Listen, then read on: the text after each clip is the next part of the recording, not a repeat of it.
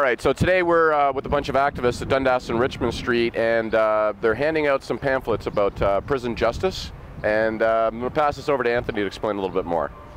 Okay, yeah, we're here today spreading awareness about Prison Justice Day, which is an international day that recognizes people who have died in custody and the general conditions inside a lot of jails.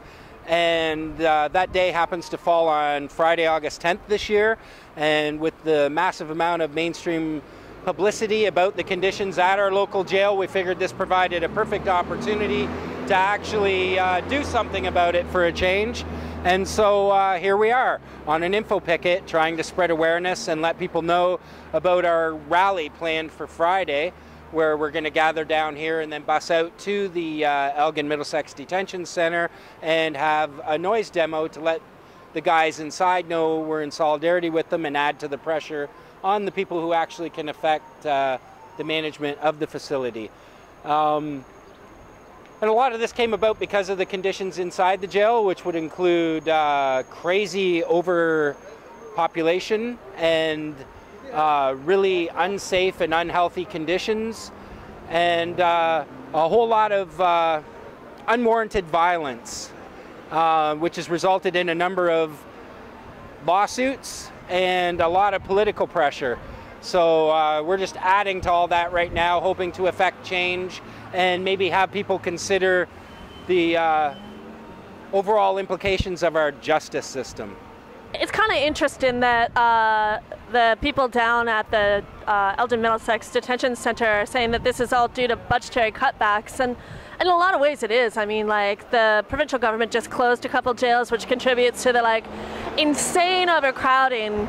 That facility was built according to testimony at an inquest that was held into the death of a young woman there a couple of years ago. That place was built for 150 people and it currently houses 475. There aren't adequate staff to tend to the needs of those 475 people, so there's not adequate medical care, there's no space, so all other facilities like the reading room, any common areas where you can do things besides basically sit there trapped in a cell, do anything, maybe improve yourself, improve the way you're feeling, maybe take care of yourself a bit, maybe think about how you ended up in that situation. All those facilities are gone. They're just spaces to house bodies. You know, the president of the corrections chair of OPSU, which is the union that represents the prison guards there, you don't usually think of these guys as being like allies for prisoners, but his exact words were, "We've created a warehouse." So basically people are just being trapped in there, and because there's not adequate staff, they're being locked down, basically trapped in their cells, allowed to leave 1 hour a day for weeks on end. Well, not weeks, but days.